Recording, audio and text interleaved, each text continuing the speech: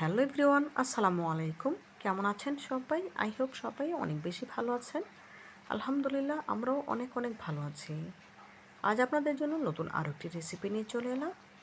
আজ আপনাদের সাথে শেয়ার করব আম সাবুদানার ডেজার্ট রেসিপি।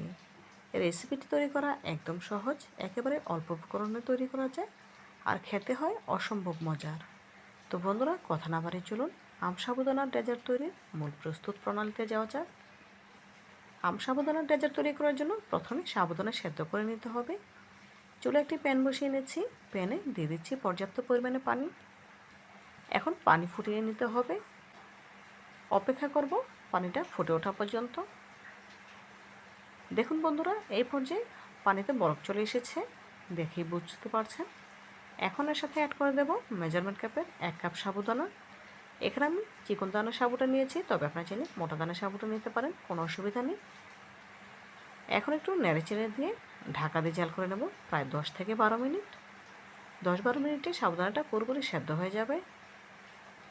ঢাকা দিয়ে দিলাম। এখন গ্যাসের ফ্লেম লো আঁচে রেখেছি। ফিরছি 10-12 মিনিট পর। প্রায় 12 মিনিট পর ফিরে এলাম। এ পর্যায়ে সাবুদানাগুলো সেদ্ধ হয়ে গিয়েছে। ঢাকা তুলে নিচ্ছি। দেখুন, সাবুদানার কালারটা কিন্তু সাদাটে থেকে একদম স্বচ্ছ কালার এসে গেছে, দেখে বুঝতে পারছেন। এখন এই সাবুদানাগুলোকে চুলা থেকে নামিয়ে একটি স্টিনারে সেঁকে নিতে হবে।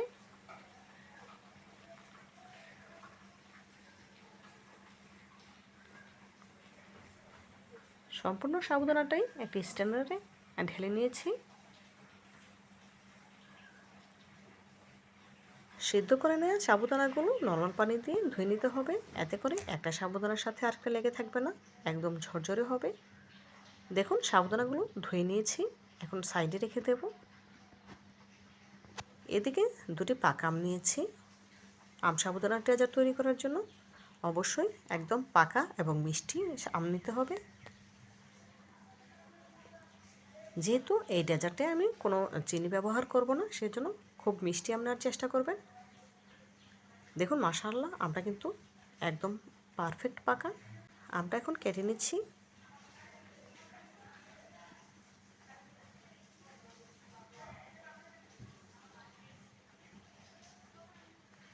দেখুন, আমের কালারটা কিন্তু অনেক সুন্দর হয়েছে।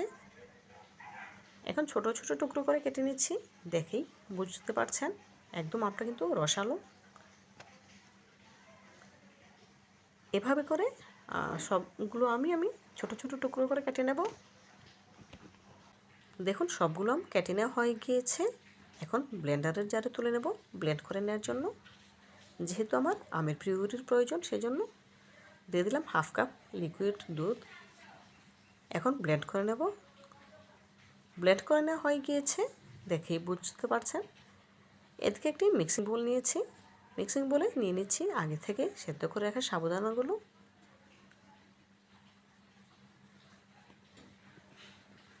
দেব আগে থেকে পেস্ট করে রাখা আমের পিউরি। দিয়ে দিচ্ছি 1/2 লিটার লিকুইড দুধ। নেড়ে মিশিয়ে নেব।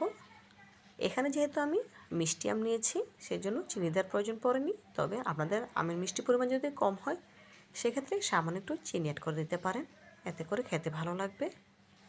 মিশিয়ে নেওয়া হয়ে গিয়েছে। এই পর্যায়ে সাথে অ্যাড করে দিচ্ছি কিছু আমের টুকরো। আবারও খুব ভালোভাবে মিশিয়ে নিচ্ছি।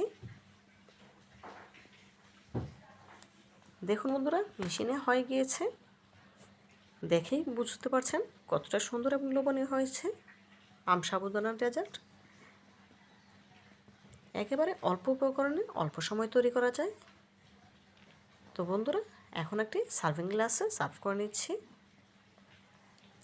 এইভাবে করে আমার রেসিপিটি ফলো করে একবার হলো আমের সিজন থাকতে থাকতে আম সাবুদানার ডেজার্ট তৈরি করে খেয়ে দেখবেন, ইনশাআল্লাহ অনেক বেশি ভালো লাগবে।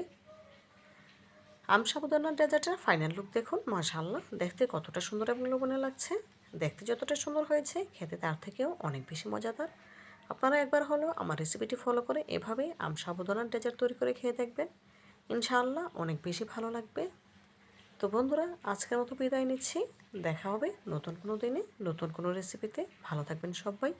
আর আমার জন্য দোয়া করবেন যেন এমন আরও নতুন নতুন রেসিপি আপনাদের উপহার দিতে পারি। পরবর্তী ভিডিও দেখার আমন্ত্রণ জানিয়ে আজকের মতো বিদায় নিচ্ছি। আল্লাহ হাফেজ।